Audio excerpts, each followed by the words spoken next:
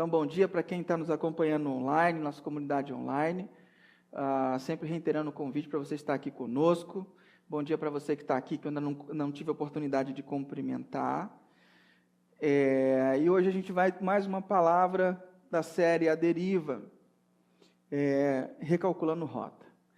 E a gente está pegando esse tema deriva, por quê? Porque a deriva remete-se a sem rumo, sem direção certa, desgarrado, extraviado, e a comunidade tem que ter esse pensamento de não deixar ninguém desgarrado, extraviado, deixar ninguém perdido. Nós temos que andar juntos, porque sozinho a gente pode ir até mais rápido, mas acompanhado a gente vai bem mais longe. Não é à toa que a gente fala isso sempre.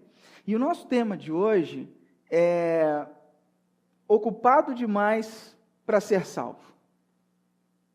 Ocupado demais para ser salvo. Há pessoas que ficam tão preocupadas em fazer o certo, tão preocupadas em sobreviver, em vencer na vida, que se ocupam tanto com isso, tanto com fazer, e se encontram atarefadas demais, ocupadas demais, para serem salvas.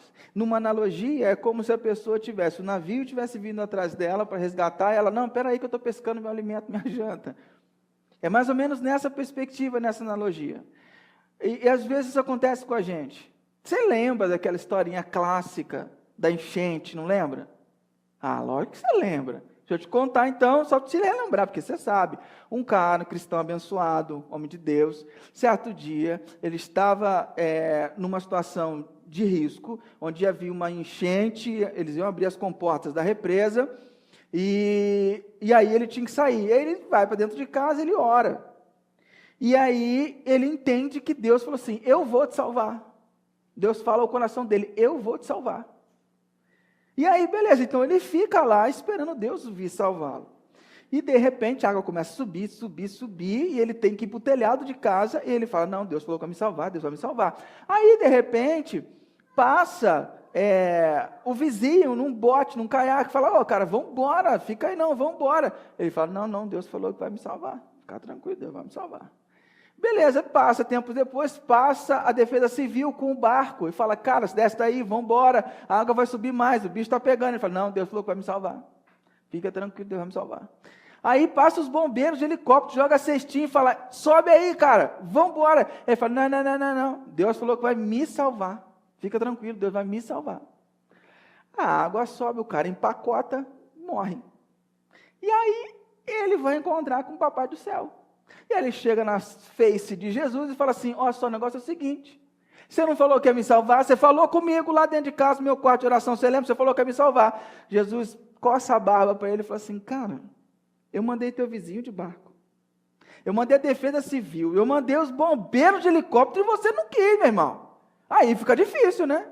Esse tipo de pensamento, sabe? As pessoas assim, focam numa coisa, estão ocupadas demais para serem salvas. E é isso que eu quero evitar na minha e na sua vida, que a gente se encontre ocupado demais para sermos salvos. E para isso a gente vai pegar uma fala de Jesus que a gente está baseando no nosso texto, que é a parábola do semeador. Então, na primeira semana, a gente comentou sobre a semente que caía à beira do caminho, né? A gente falou sobre a semente que cai à beira do caminho, que são aquelas pessoas que não entenderam a mensagem. E aí muitas vezes a gente fica no meio da comunidade sem entender para onde a igreja está indo, e aí a gente acaba ficando à deriva. Na segunda semana, a gente falou sobre as que caíram em terreno pedregoso, que o mesmo que fez com que a semente brotasse rápido era aquilo que matava a semente, o que matava as pessoas, porque o sol aquecia as pedras do terreno rochoso, absorvia o calor e soltava aquele calor. Quando soltava de baixo para cima, primeiramente aquele calor faz a semente brotar. Num segundo momento, aquele calor que ela solta com o tempo, ela vai matando a raiz da planta, então mata ela de dentro para fora. Então, aquilo que foi o motivo para ela florescer, foi o mesmo motivo para ela morrer. E essas são as pessoas que ouvem e não entendem, que abraçam muito rápido o negócio, Elas acolhem, elas ouvem a palavra, acolhem, mas no momento de emoção não pensa que, não entende que viver o Evangelho, viver com Cristo, envolve abrir mão da sua vida, envolve abrir mão do seu controle, envolve abrir mão da sua autonomia. Então vamos ler e vamos pegar a porção de hoje. O texto diz: naquele mesmo dia, Jesus saiu de casa e assentou-se à beira-mar. Reuniu-se ao seu redor uma multidão tão grande que ele teve que entrar no barco, assentar-se nele, enquanto todo o povo ficou na praia. Então, lhes falou muitas coisas por parábolas, dizendo: o semeador saiu a semear. Enquanto lançava a semente, parte dela caiu à beira do caminho, e as aves vieram e comeram. Parte dela caiu em terreno pedregoso, onde não havia muita terra, e logo brotou, porque a terra não era funda. Mas quando saiu o sol, as plantas se queimaram e secaram, porque não tinha raiz. Outra parte caiu entre espinhos, e cresceram e sufocaram as plantas. Outra ainda caiu em terra boa, deu boa colheita, a 100, 60 e a 30 por 1. Aquele que tem ouvidos para ouvir, que ouça. Qual é o texto de hoje? O que eu quero abordar com você hoje? A parte de hoje é: outra parte caiu entre espinhos, que cresceram e sufocaram as plantas. O que significa isso? Jesus, em Mateus 13:18, ele diz: quanto ao que foi semeado entre espinhos, este é aquele que ouve a palavra, mas a preocupação desta vida, o engano da riqueza, a sufoca e torna infrutífera. Quem é o tipo de semente que cai entre os espinhos, que cresce e sufoca?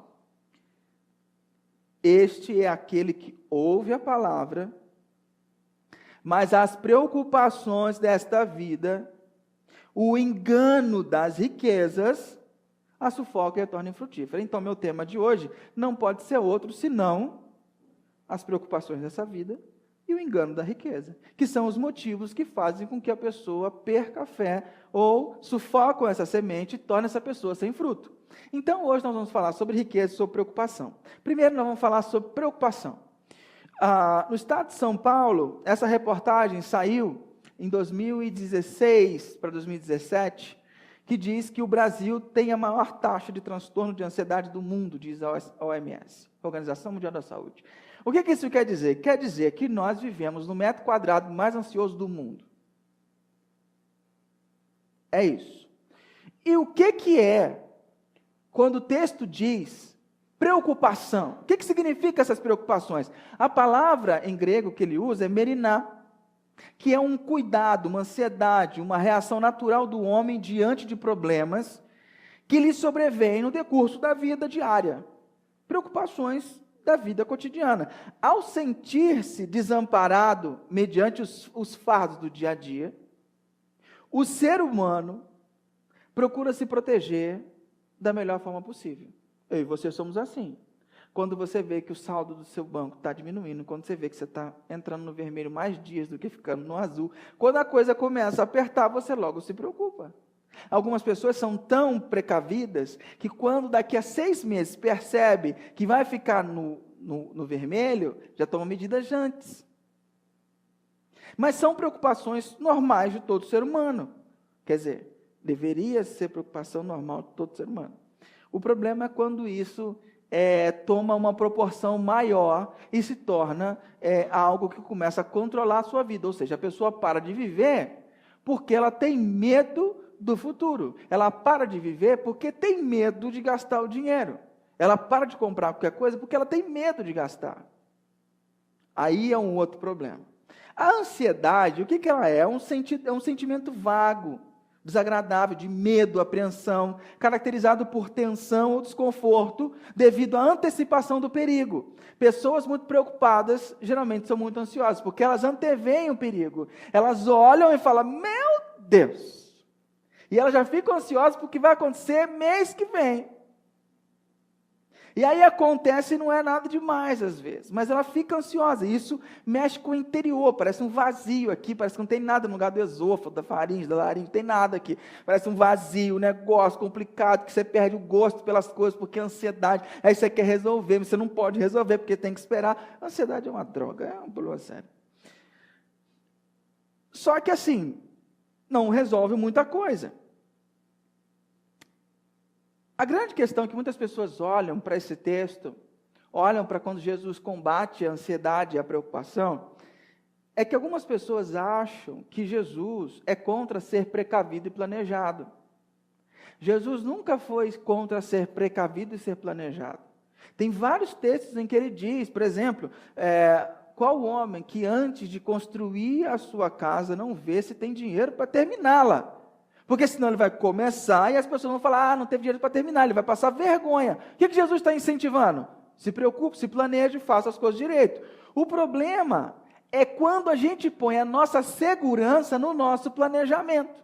Quando a gente põe a nossa segurança nessas coisas. E aí Jesus está dizendo, não faz sentido você colocar a sua segurança nisso, é perda de tempo. Esse é um peso que você não precisa carregar.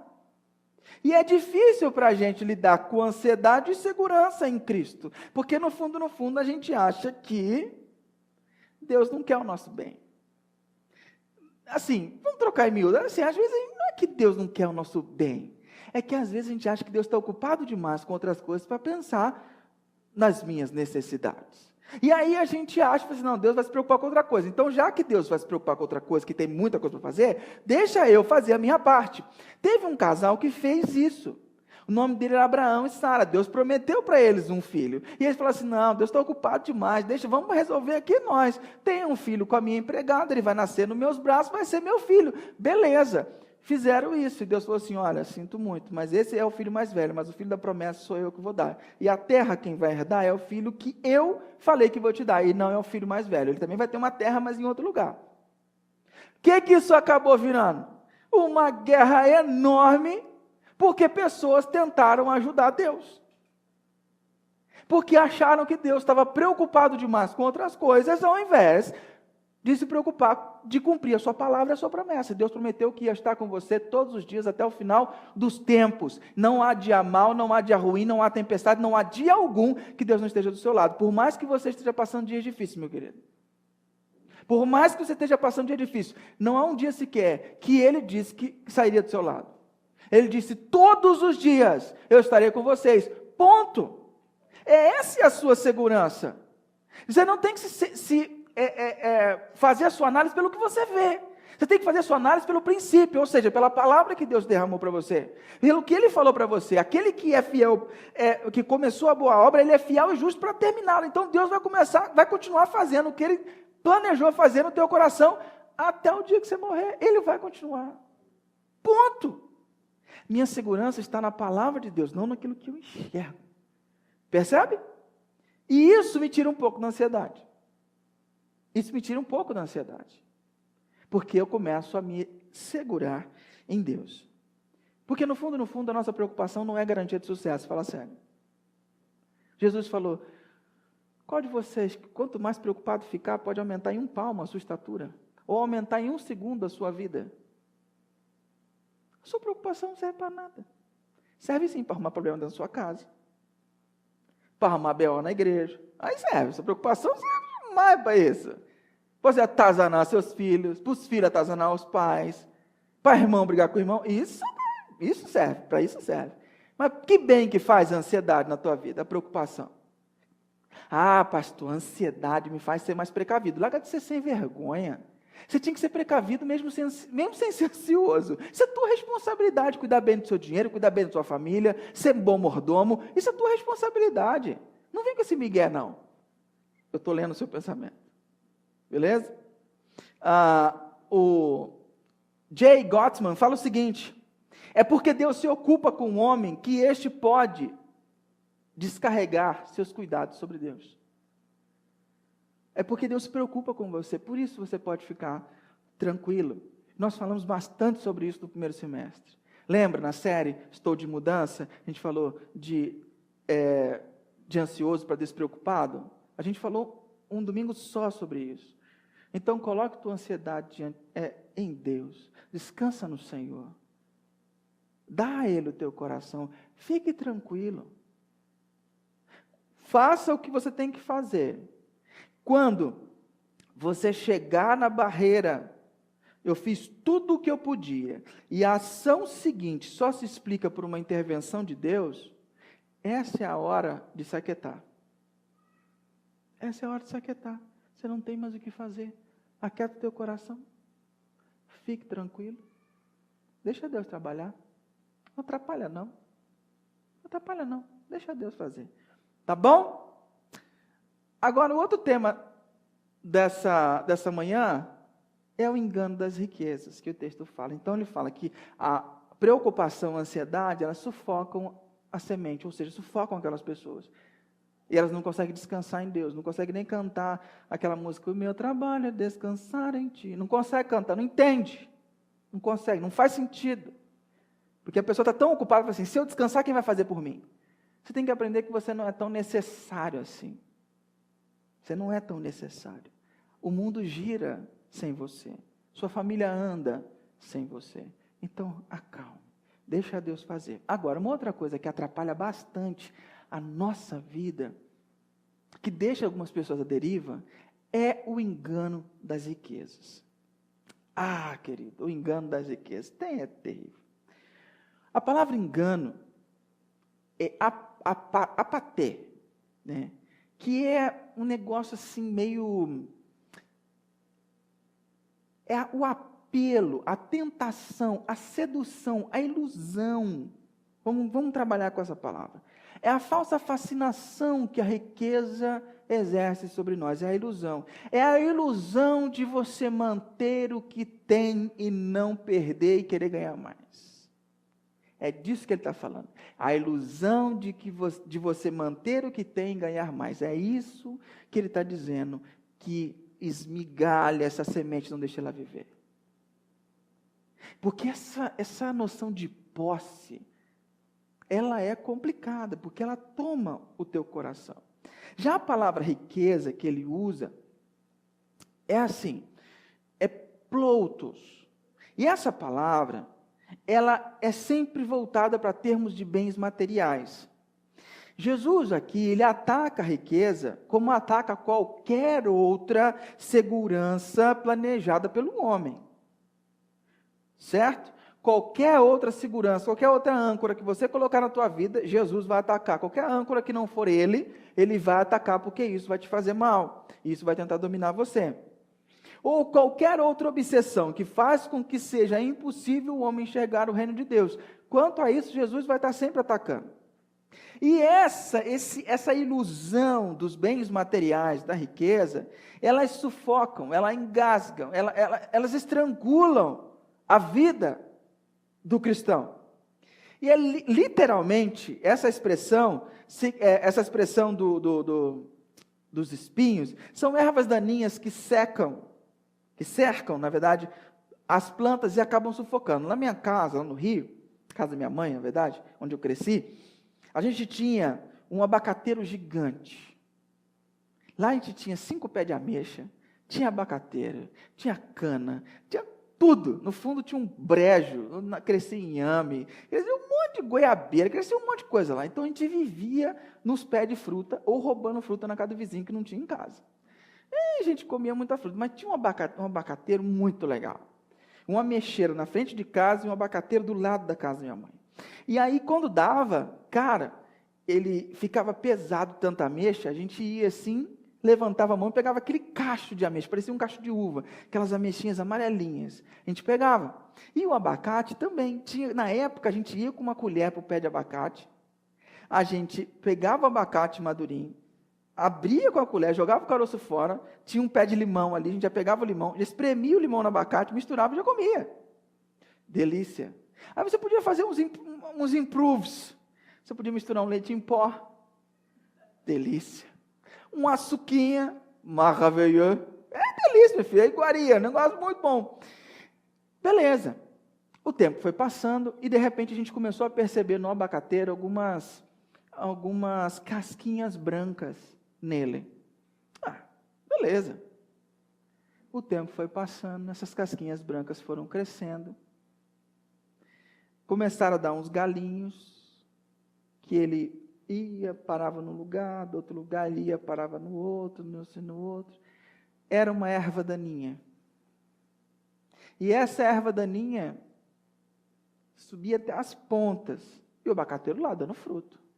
E a gente nem aí. Com o tempo, essa erva daninha foi sugando a seiva do abacateiro. Se você vai na casa da minha mãe hoje, o abacateiro é desse tamanhozinho assim, porque foi cortado, está só o toco, nunca mais deu nada. A ameixeira, mesma coisa, está desse tamanho, não, está desse tamanhozinho assim. Ela está tentando sobreviver, mas também teve que ser cortada, porque a erva daninha sufocou, sugou tudo o que essa planta tinha. E é sorrateiro, é devagar. Como é que a gente sufoca a nossa fé? Com atitudes bem pequenininhas. A gente deixa de fazer o nosso tempo com Deus durante o dia, durante a semana. A gente não vai na comunidade porque estou cansado.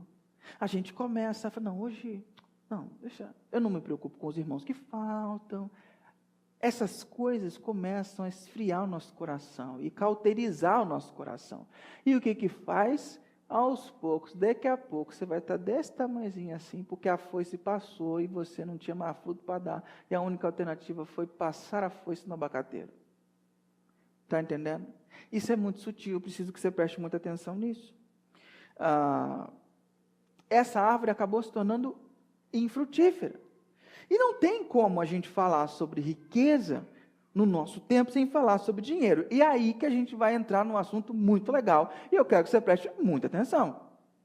Porque existe uma certa mística sobre o dinheiro na igreja e sobre como a gente trata o dinheiro. Você acha que dinheiro é aquilo que você tem no teu bolso ou aquilo que está na sua conta bancária que é representado pelo seu cartão de crédito. Eu vou falar um negócio para você hoje que Jesus falou para a gente, que talvez te surpreenda, sobre o dinheiro. Por isso. Por que dinheiro? Cara, dinheiro é o segundo tema mais falado por Jesus. Você sabia disso? O primeiro tema mais falado por Jesus nos evangelhos é o reino de Deus. O segundo tema é o dinheiro. E Jesus não pediu uma oferta. Ele não falava de dinheiro porque ele queria receber dinheiro.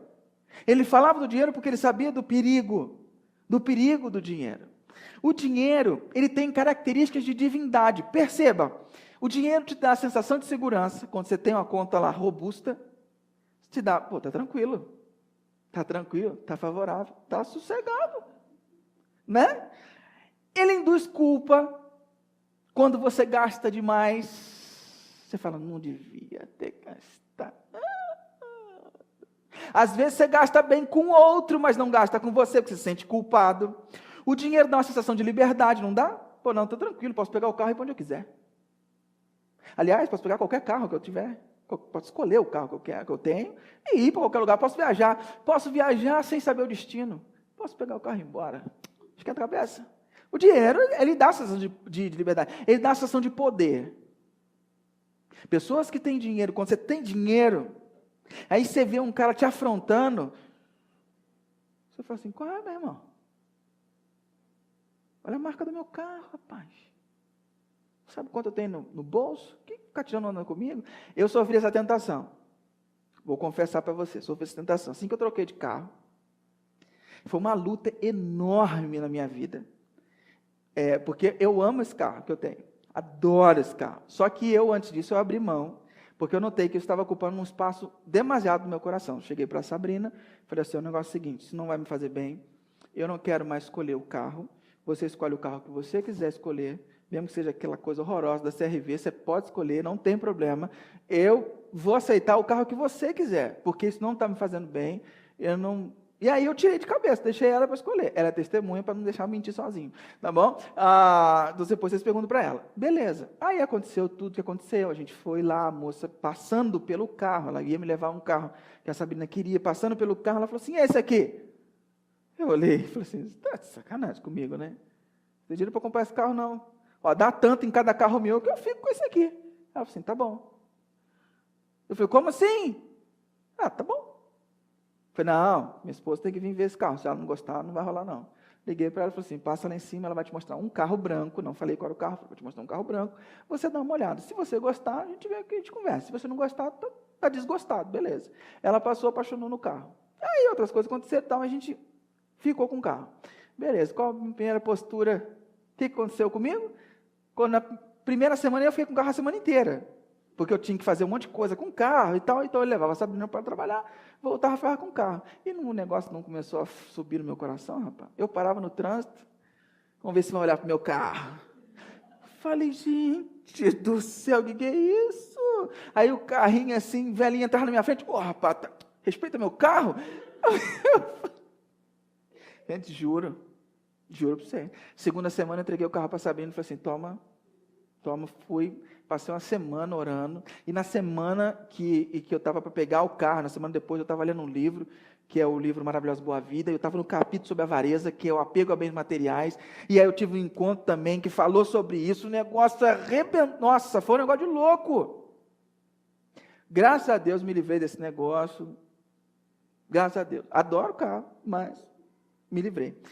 Mas dava uma sensação de que você é o cara poderoso. Porque agora eu tenho um carro de tantos mil. Que palhaçada danada, gente. Vale de nada. Vem um chevetinho maltrapilho, dá-lhe uma pancada no carro, cadê tua moral? Acabou, velho. Graças a Deus, em Deus eu consegui sair dessa pegada. Agora, o mais sinistro de tudo do dinheiro é o que Richard Foster fala no seu livro Sexo, Dinheiro e Poder. Se tiver curiosidade, eu te empresto, é muito legal esse livro. E ele fala o seguinte, o mais sinistro de tudo é a reivindicação que ele fala sobre a onipotência. O dinheiro acha que pode fazer todas as coisas. Você com dinheiro, você acha que pode fazer todas as coisas. Para você ter noção de como que o dinheiro é tratado ao longo da história, eu vou chamar alguns pensadores aqui para você dar uma olhada. Horácio, filósofo romano, dizia o seguinte, dinheiro será sempre ou escravo ou seu patrão, sem meias medidas. O cara era romano.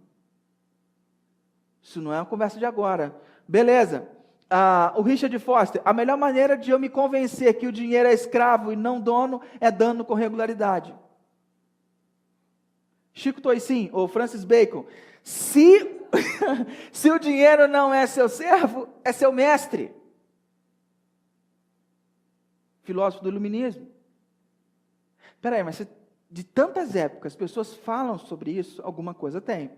E tem mesmo, tem um provérbio chinês que fala, o dinheiro é o maior enganador que tem. Sabe por quê? Porque o dinheiro pode comprar uma casa, mas não pode te dar um lar. Ele pode comprar uma cama, mas não vai te dar sono. O dinheiro pode comprar um relógio, mas não vai comprar seu tempo. O dinheiro pode comprar um livro, mas não o conhecimento. O dinheiro é o maior enganador que existe, e por isso a gente precisa ficar atento. Se nós estamos querendo ser uma comunidade que Deus quer que nós sejamos nessa cidade, nós temos que ser uma igreja cheia de pessoas que tenham uma atitude moldada pelo Evangelho a respeito do dinheiro. Então a gente tem que pensar no dinheiro como o Evangelho nos diz para pensar sobre o dinheiro. E como é que a nossa cultura pensa sobre o dinheiro? A nossa cultura pensa no seguinte: dinheiro abre portas, dinheiro traz benefícios. Dinheiro abre portas? Lógico que abre portas. Dinheiro abre portas. Você pode estar no lugar certo, na hora certa. Dinheiro te proporciona isso. Dinheiro traz benefícios? Traz. Agora leva isso a exponência máxima. Leva esse pensamento a uma verdade absoluta. O que vai fazer com você? Você vai começar a pensar, quanto dinheiro eu preciso para fazer a viagem dos meus sonhos? E você vai começar a se voltar para isso. Quanto dinheiro eu preciso para colocar meus filhos na faculdade? Quanto de dinheiro eu preciso para ter um bom convênio médico? Quanto de dinheiro eu preciso para me aposentar? A gente começa a pensar nisso e começa a trabalhar em torno disso. A nossa vida acaba vivendo em função disso. E o que está por trás disso? Ora, o que está por trás disso é que a confiança de que o dinheiro diz ser capaz de me dar tudo o que ele promete. E ele não é. E ele não é capaz de dar tudo o que promete. Dependendo do lugar que o dinheiro ocupa na minha e na sua vida, ele se revelará como um importante aliado ou um poderoso inimigo. Ou ele vai ser um aliado seu ou um sabotador que vai te levar para o inferno. Esse é o problema. O Richard Foster diz que o dinheiro tem duas faces. Tem a face sombria e a face luminosa da moeda. A face sombria é a maneira pela qual o dinheiro pode construir uma ameaça ao nosso relacionamento com Deus. A face luminosa da moeda é a maneira como o dinheiro pode ser usado para intensificar nosso relacionamento com Deus e beneficiar a humanidade. Então a gente tem que saber qual das faces da moeda que nós vamos ficar. Vamos esclarecer primeiro algumas distorções que talvez estejam na sua cabeça, talvez você ouviu isso dentro de alguma igreja que você pisou, e eu quero desfazer isso. Primeiro, dinheiro não é sinal da bênção de Deus e a falta dele não é sinal de abandono de Deus. Guarda isso no teu coração. Você tem Mateus 19, 25, onde ele fala assim, os ricos não entrarão no reino dos céus. E os discípulos falam, nesse caso, quem pode ser salvo? Porque eles achavam que a riqueza era sinônimo e sinal da bênção de Deus. E não era. Em Mateus 5, de 1 a 12, os pobres são alvo da graça de um Deus amoroso. Então, se o sinônimo da bênção de Deus fosse dinheiro, os pobres não teriam a bênção de Deus. Então, não funciona muito assim. Em Lucas 6, 24, ele fala, mas ai de vocês os ricos, porque já receberam a sua consolação. Então, dinheiro, ficou claro isso? Essa é a primeira verdade? Beleza. A segunda, dinheiro não é algo neutro ou despersonalizado. Ele não é uma nota que está no teu bolso, ou não é um número que está na tua conta bancária. O nosso cuidado para com o dinheiro tem se limitado a saber como administrá-lo. Basicamente, esse é o nosso cuidado que a gente tem com o dinheiro. Mas não deveria. Por quê? Porque o dinheiro ganha vida através de poderes espirituais. Quê? Presta atenção nisso que eu estou te falando. O dinheiro ganha vida através de poderes espirituais. Ele se torna uma potestade. Ou, como a Bíblia chama também, um poder. Rodrigo, da onde você tirou isso? Colossenses capítulo 1, de 15 a 20, diz assim, ele é a imagem do Deus invisível, falando de Jesus, o primogênito de toda a criação, pois nele foram criadas todas as coisas nos céus, na terra, as visíveis e as invisíveis, sejam tronos, soberanias, poderes e autoridades. Se você olhar a Bíblia mais antiga, vai estar aqui, potestade. Todas as coisas, inclusive as potestades, inclusive os poderes, foram criados por meio dele e para ele. Ele é antes de todas as coisas e nele tudo subsiste, inclusive os poderes e as potestades. Ele é a cabeça do corpo, que é a igreja, é o princípio e o primogênito entre os mortos, para que em tudo tenha a supremacia.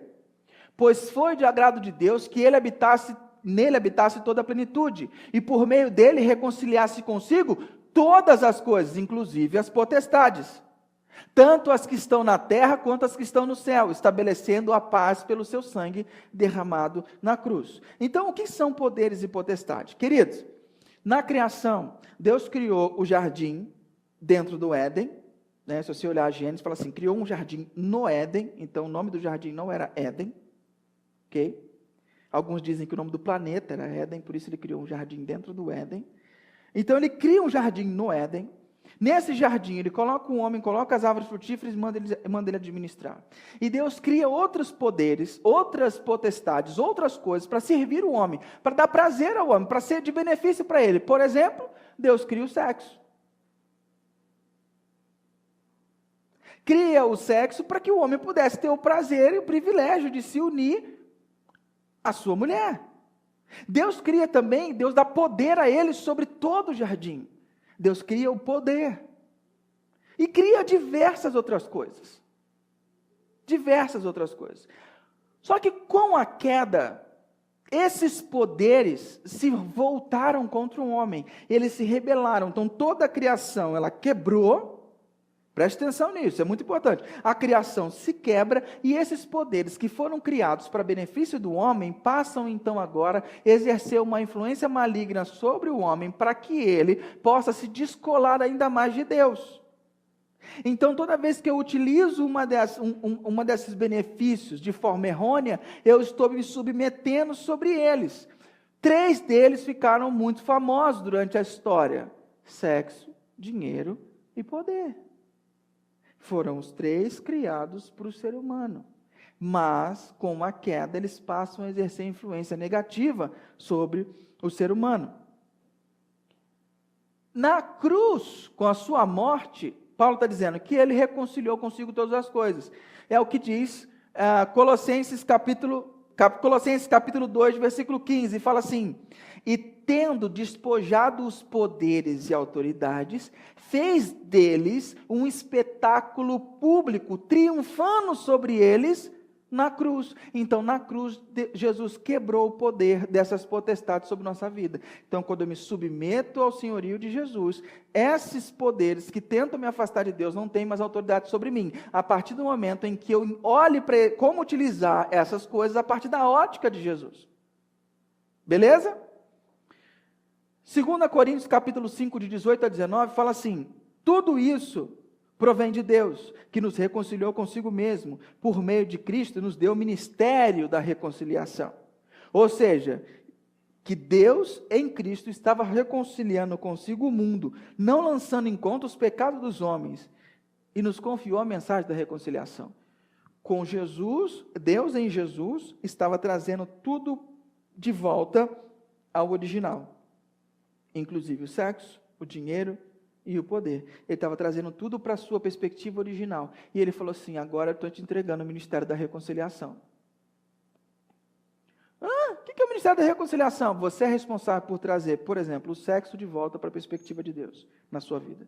Você é responsável por trazer o poder, a influência de volta para a perspectiva de Deus na sua vida. E você é responsável por trazer de volta o dinheiro para a perspectiva de Deus para a sua vida.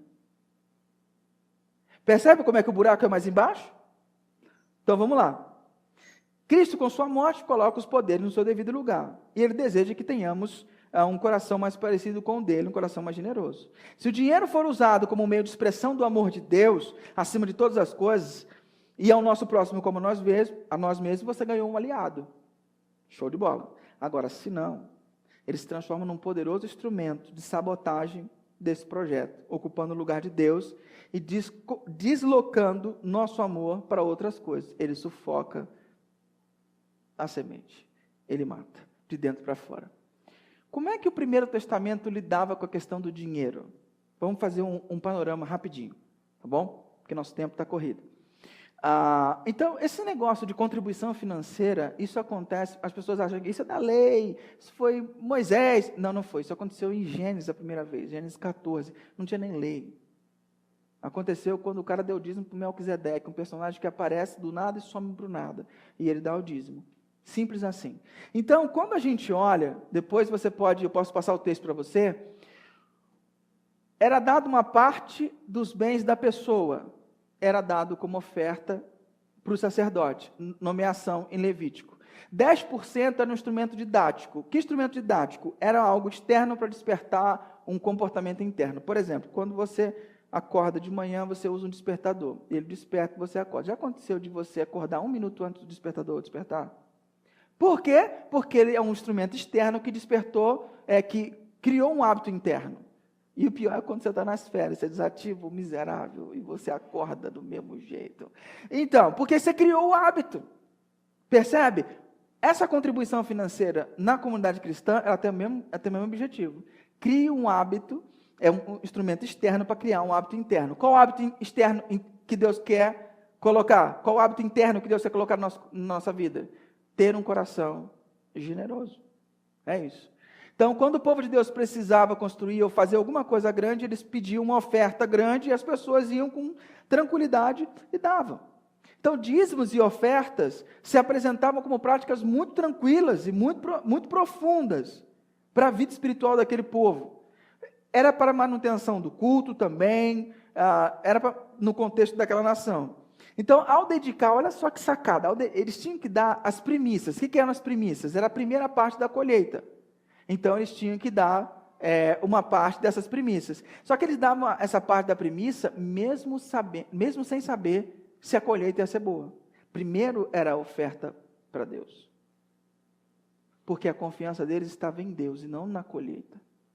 É diferente de você dar, depois você faz a colheita inteira, meu silo está cheio, agora eu posso ofertar. Não, eles davam do começo. É confiança. Então, quando eles faziam isso, eles reconheciam Deus como o Senhor de todas as coisas, eles dependiam de Deus, acima de tudo, e eles eram gratos a Deus. Gratos a Deus por tudo, por todas as bênçãos. Era uma forma deles devolverem para Deus aquilo que Ele estava dando para eles. Então, no Segundo Testamento, a gente já percebe um pouquinho de mudança. Jesus, em Mateus 28, ele fala assim: agora toda a autoridade me foi dada no céu e na terra. No Primeiro Testamento, os caras davam uma parte era de Deus. Agora Jesus está dizendo que assim, tudo que você tem é meu. Não é mais uma parte. Porque toda a autoridade, eu conquistei tudo, tudo é meu. Eu sou Senhor de todas as coisas.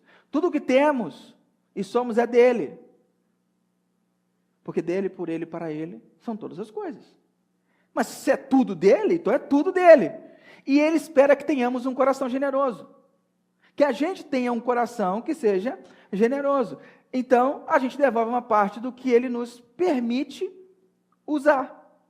Quando a gente começa a perceber essas questões, você fala assim: não, Rodrigo, mas peraí, lá no Primeiro Testamento o negócio era mais de colheita, não tinha dinheiro envolvido. Tá, mas no Segundo Testamento a questão não era tão rural assim. Você tem vários momentos que os caras dão oferta em dinheiro, Jesus olhando para os caras dando oferta em dinheiro, então passa para o negócio do dinheiro, consolidando assim, dinheiro como moeda, certo?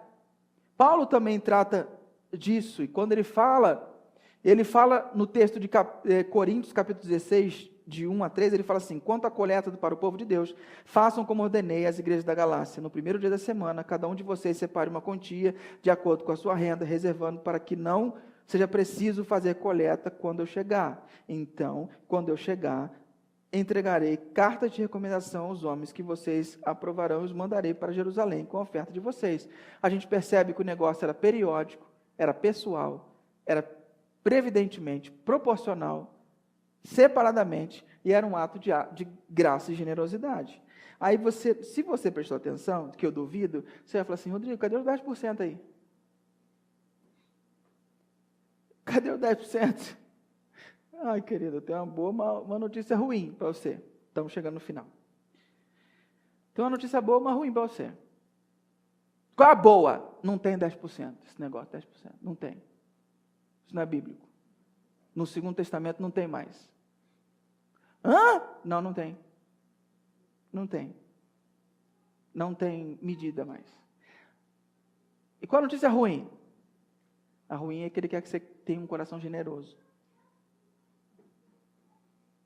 10% é uma medida didática para a gente começar a entender o papel do dinheiro na nossa vida. Então a gente começa a separar 10% da nossa renda.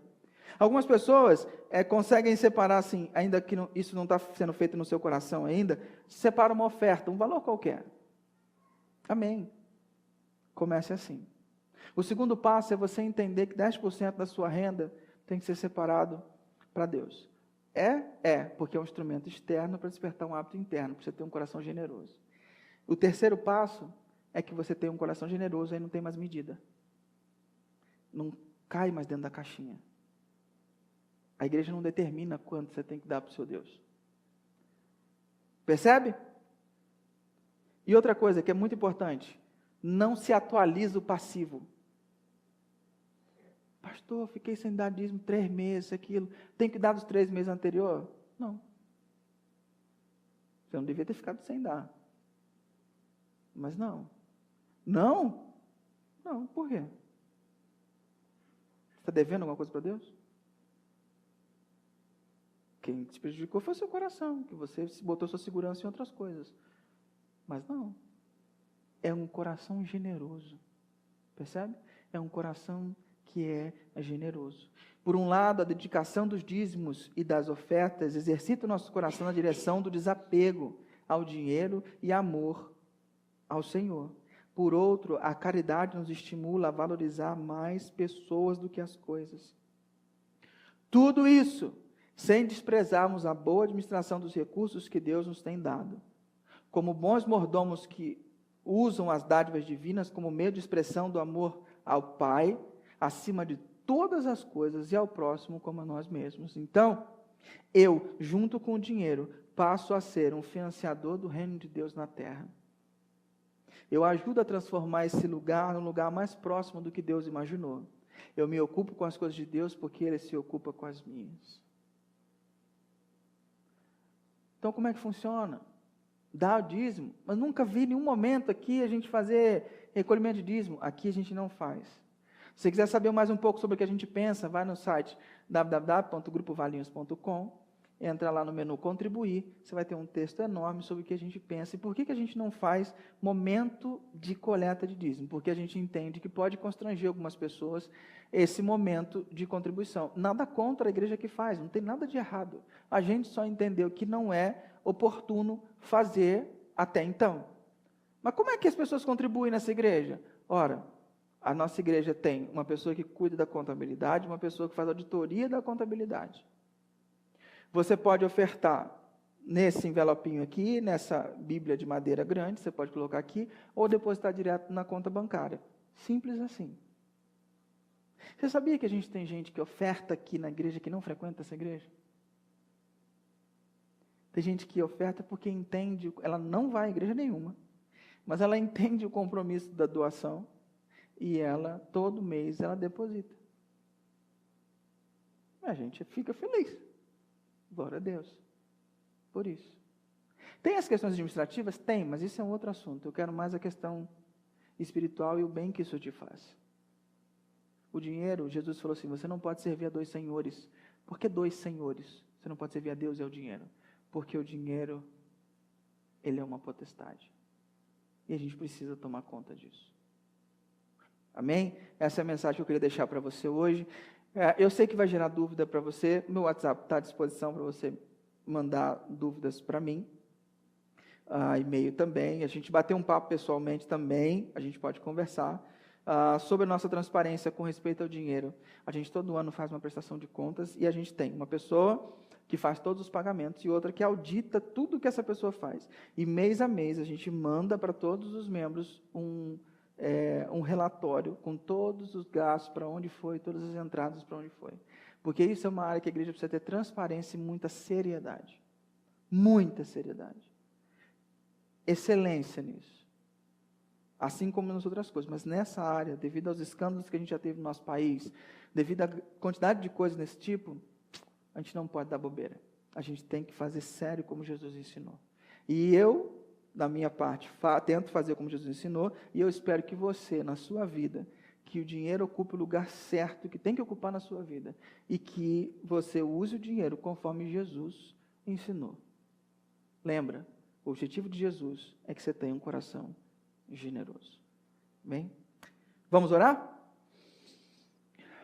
Pai querido, Deus de amor, obrigado mesmo, do fundo do coração, por esse momento, por essa oportunidade de estarmos aqui, celebrando o Teu nome e aprendendo um pouco mais da Tua palavra, aprendendo um pouco mais daquilo que o Senhor tem para nós.